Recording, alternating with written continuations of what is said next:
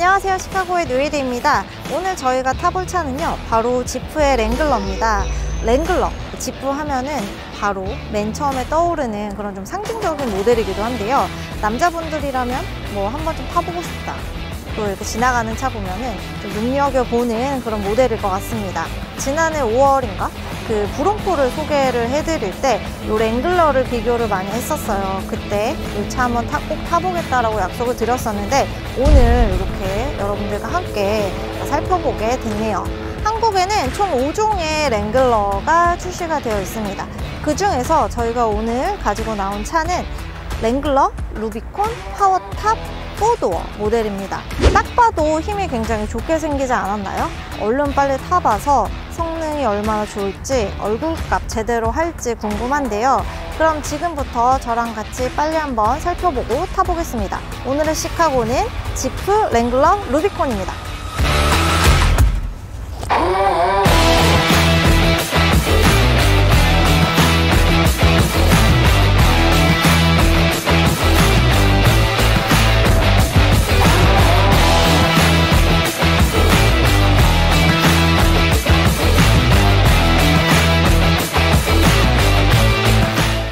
먼저 이 차의 스펙부터 한번 살펴보겠습니다. 전장은 4.9 정도 되고요. 전폭과 전고는 1.9로 동일합니다. 그리고 그 휠베이스는 3m 정도 되는데요. 경쟁적인 그 브롱코와 디펜더 사이의 그런 크기라고 봐주시면 되고요. 이 차는 바디 온 프레임 타입의 차입니다. 흔히들 프레임 바디라고 하죠. 이렇게 하단 프레임을 먼저 갖다 놓고 그 위에 조립하는 그런 방식입니다. 오프로드 모델이나 또 일부 SUV가 이런 형태를 띠고 있는데요. 뭐 세단이 아닌 그런 차종에서 많이 쓰이는 제작 형식이라고 보시면 됩니다. 전체적으로 디자인을 봤을 때 뭐 말할 것도 없이 굉장히 좀 강인하고 와일드한, 좀 약간 남성스러운 그런 모습을 띠고 있습니다. 딱 봐도 그냥 힘이 굉장히 좋겠구나 라는 느낌이 드는데요. 요 세븐 슬롯이 이 지프의 패밀리 룩이죠.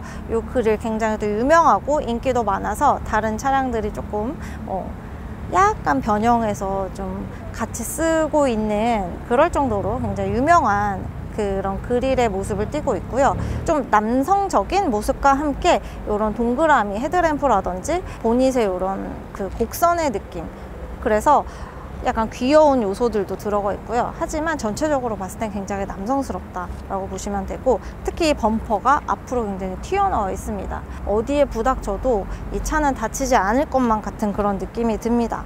네, 그만큼 좀 튼튼한 그런 느낌이 들고요. 무광의 플라스틱으로 되어 있습니다. 랭글러는 총 3번의 풀체인지를 거쳐서 이제 4세대 모델로 개발이 됐는데요. 정통적인 모델에서 크게 디자인이 바뀌지가 않았습니다. 그만큼 처음에 그런 모습을 유지하고 있다는 거, 랭글러 자체를 사랑하는 이들이 많고 또 매니아층도 굉장히 많다는 거를 의미를 하는데요. 뭐 또 요 다음 세대는 또 어떻게 바뀔지도 굉장히 궁금하기도 하네요. 이 차는요 2000cc 직렬 4기통 터보차저 엔진이 달려 있습니다. 최고 출력은 272마력이고요. 최대 토크는 40.8kgm/m입니다. 측면부로 이동을 한번 해봤습니다. 이 측면부의 전체적인 느낌을 봤을 때는 이 랭글러의 초기 모델인 윌리스와 굉장히 닮아있는 모습인데요. 앞에 뭐 헤드램프 이런 디자인과는 다르게 옆에서 봤을 때는 곡선이 거의 없습니다. 다 이렇게 직선으로 이루어져 있어서 조금 더 와일드한 모습을 보실 수가 있고요. 이렇게 사이드 미러도 정사각형으로 이렇게 돼 있는 점도 굉장히 인상적입니다. 그리고 이 루프를 보시면 파워탑 형태로 버튼 한 번만 누르면은 이렇게 2열까지 아예 완전 개방이 되는 그런 형태인데요. 그렇기 때문에 이 안에서 운전했을 때 개방감이 굉장히 좋습니다. 그냥 아예 스포츠카와 같은 그런 느낌도 아마 받으실 수 있을 텐데요. 파워탑의 디자인 자체가 굉장히 이 차의 큰 장점 중에 하나라고 봐주시면 되고요. 그리고 이 측면의 앞쪽에는 이렇게 보닛을 열 수 있는 고리 형태의 손잡이가 달려 있습니다. 이렇게 양쪽에 설치가 되어 있는데요. 요거를 이렇게 쉽게 열어주면 이 보닛을 열 수가 있고요. 이게 굉장히 다른 차에서는 볼 수 없는 제품만의 특이한 디자인으로 보입니다. 그래서 닫을 때도 그냥 손쉽게 닫아주면 되고요. 그리고 이 앞에 이 범퍼와 비슷한 형태, 거의 앉을 수도 있을 정도인데 휀더 플레어가 이렇게 플라스틱 무광으로 아주 튼튼하게 들어가 있습니다. 아무래도 바퀴가 굉장히 크고 험지를 자주 왔다 갔다 해야 되기 때문에 이렇게 좀 오바스럽게 튀어나올 정도로 이제 바퀴를 보호하는 그런 휀더 플레어를 장착을 한 것 같습니다. 바퀴는 17인치고요. 이 오프로드 전용 AT 모델이 장착이 되어 있어요. 그리고 이 휠의 디자인은 이렇게 좀 오각형이 음영의 형태를 띠고 이렇게 들어간 모습. 굉장히 차에 비해서 바퀴가 좀 굉장히 크고 여기 이 사이의 높이도 차이가 나는 그런 모습입니다. 후면부도 한번 살펴볼게요. 이 전체적으로 굉장히 여기도 각이 져 있는 느낌이 들고요. 진짜 이 스페어 타이어를 빼고는 이 후면부를 말할 수가 없습니다. 이렇게 굉장히 또 고급스러운 가죽으로 감싸주고 있는데 오프로드 모델들은 대부분 이렇게 스페어 타이어를 뒤에 장착을 하고 있습니다. 뭐 험지를 달리기 때문에 타이어가 언제 어떻게 될지 몰라요. 그래서 그런 취지로 바퀴를 이제 하나 더 달고 다니는 건데요. 사실 요새는 타이어 교체용으로 가지고 다닌다기보다는 이 자체가 하나의 디자인으로 보시면 될 것 같아요. 그래서 멀리서 봐도 이렇게 좀 타이어가 달려 있으면 굉장히 또 괜찮은 오프로드 모델이 지나가는구나 라고 생각을 해주시면 될 것 같고요. 타이어뿐만이 아닙니다. 여기 사이에는 또 이렇게 카메라가 달려 있어서 공간성을 조금 활용한 그런 또 기능도 함께 넣어 놨습니다. 그리고 이 리어 램프는 이렇게 약간 가운데가 파여서 모래시계 같은 그런 모양을 띠고 있고요. 레드가 사실 여기저기 포인트가 되고 있어요. 견인을 위한 이 고리도 레드로 포인트를 이렇게 줘놨습니다. 그리고 트렁크는 한번 열어볼게요.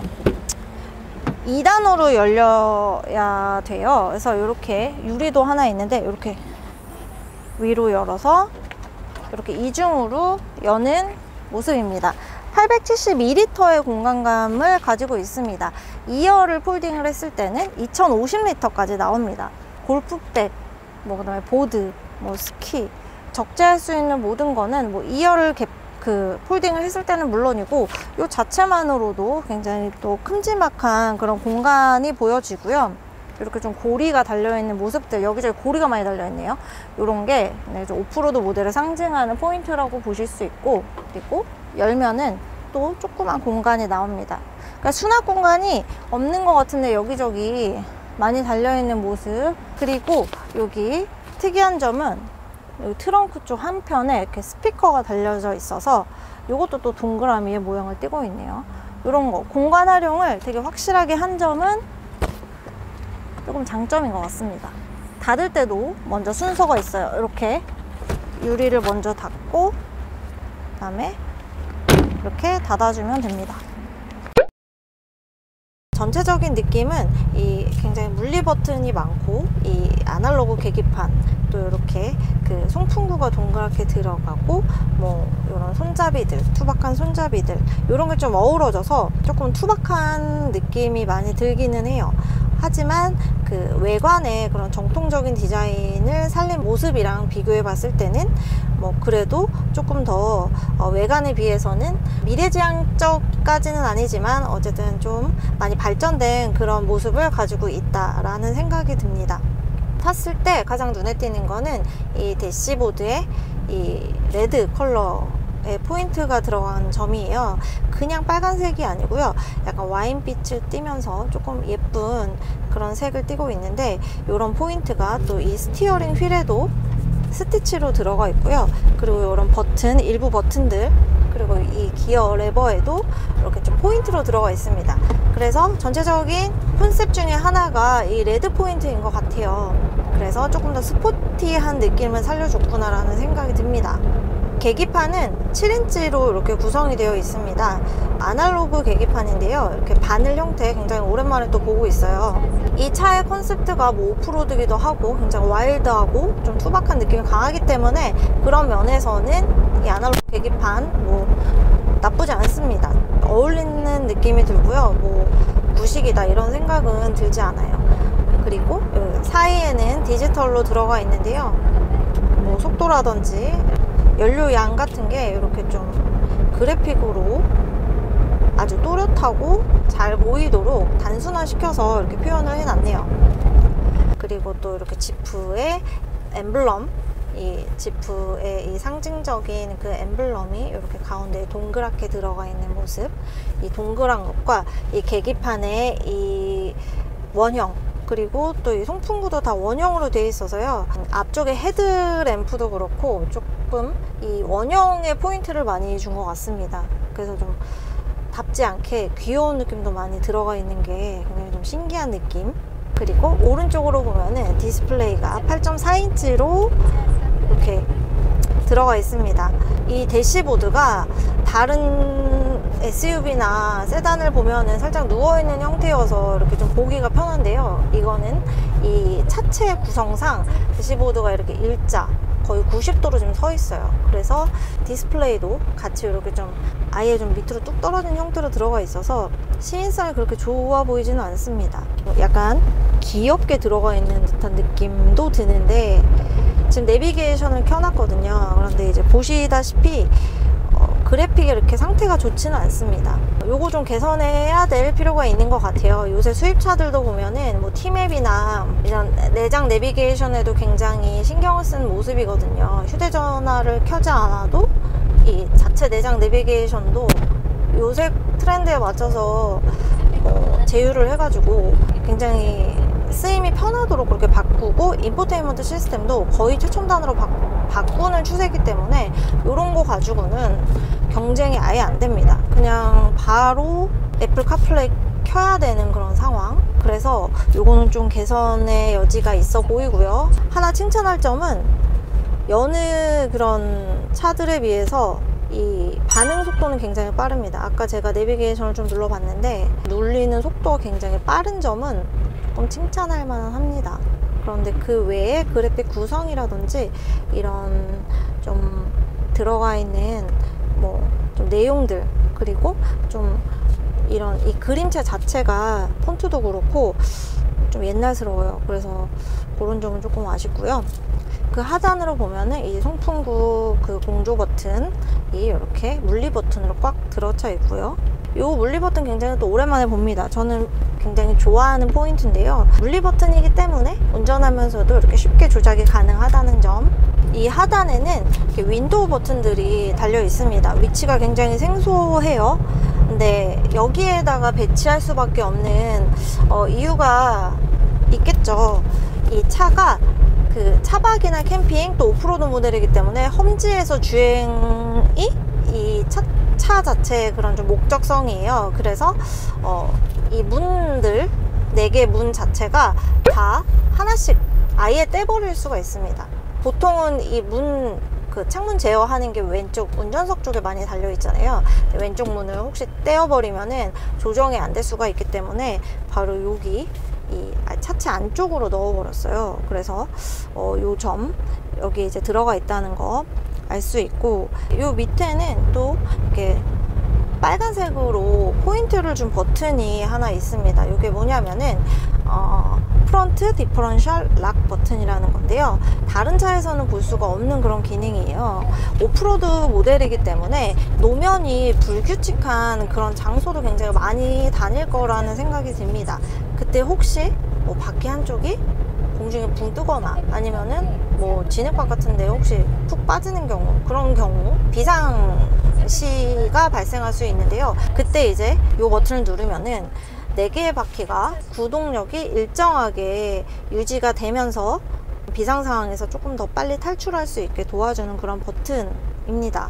막 위급한 상황일 때는 굉장히 당황할 수가 있는데요, 그때도 이렇게 이 버튼을 빨리 찾아서 누르라는 의미로 이렇게 레드로 포인트를 이 버튼만 준 거지 않나 라는 생각이 들어요. 지금부터 가속도 한번 체크를 해볼게요. 한번 악셀을 쭉 밟아보도록 하겠습니다. 일단 소리는 굉장히 크네요. 딱 밟았을 때 뭐 가속성이 완전히 뛰어나거나 토크감이 좋다 라는 생각은 뭐 들지는 않아요. 조금 둔하다는 느낌까지 조금 약간 드는 그런 상황인데, 밟았을 때 한 템포 좀 있다가 이제 앞으로 나아가는 그런 형태를 보이고 있습니다. 바퀴가 크고 또 차 자체가 굉장히 육중하고 하기 때문에 소리는 당연히 큽니다. 그래서 뭐 소음 면에서는 감수하는 부분이 필요해요. 뭐 정숙성은 뭐 따지지는 않겠습니다. 이 차의 특성이 오프로드 모델이고 뭐 소음 부분은 크게 신경 쓰고 만들지 않았을 거예요. 루프도 그렇고 4개의 도어가 다 개폐가 가능하고 아예 떼어낼 수조차 있기 때문에 정숙성을 그렇게 신경을 쓰지는 못했겠죠. 그 부분은 그렇게 이해를 하시면 될 것 같고요. 진동도 사실 마찬가지입니다. 이 차가 이제 17인치 오프로드 전용 타이어를 장착을 하고 있는데요. 오프로드 전용 타이어, AT 타이어는 조금 더 그 주행감이 떨어지는 그런 모습을 보여줘요. 그래서 지금 이 공도를 달리고 있음에도 약간 좀 덜컥거리는 그런 느낌은 조금 있습니다. 하지만 그런 거를 다 감수하고 봤을 때는 어느 정도 뭐 공도나 도심에서도 이 정도 달릴만 하구나 라는 생각이 들기도 해요. 그래서 아주 뭐 도심에서는 못 몰 차구나 이런 느낌은 아닙니다. 그리고 이 차의 포인트가 바로 또 이 하드탑 루프입니다. 외관 설명을 할 때도 잠깐 말씀을 드렸지만 이 차가 2열까지 버튼 하나로 굉장히 시원하게 그 루프가 개방이 돼요. 보통은 이제 그 뭐 안전상의 이유라든지 뭐 외관의 그런 디자인 때문에 1열만 열린다든지 아니면 비전 루프처럼 이렇게 통유리로 아예 못 열게 되어 있습니다. 그냥 개방감만 느낄 수 있게끔 되어 있는 경우가 많은데 이 차는 스포츠카 못지않게 개방감이 굉장히 좋게 아예 끝까지 뒤까지 열려서 느낌이 다르고 오프로드 모델이 이렇구나 라는 생각이 바로 들 수 있는데요. 제가 한번 열어볼게요. 네, 버튼 하나 눌렀어요. 그랬더니 와장 열립니다.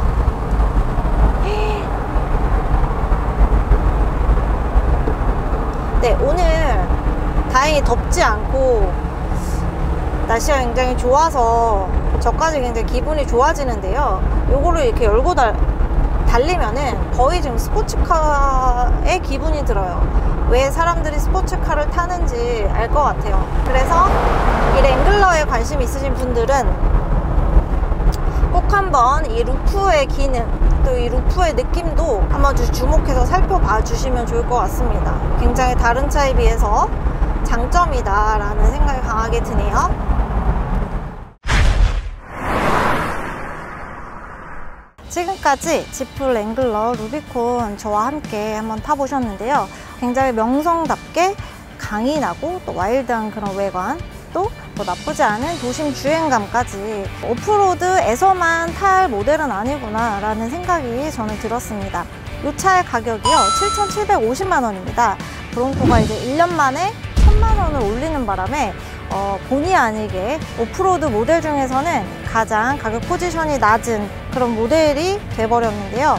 그렇기 때문에 이 7천만 원 후반대에서 오프로드 모델을 찾고 계신 분들이라면 이 랭글러 한번 눈여겨보셔도 좋을 것 같다는 생각이 듭니다. 오늘 영상은 여기까지고요. 또 궁금하신 모델이 있으면 언제든지 저희 영상 댓글로 남겨주세요. 그러면 저 노엘이가 언제든지 씩하고 하겠습니다. 그럼 다음 영상까지 안녕.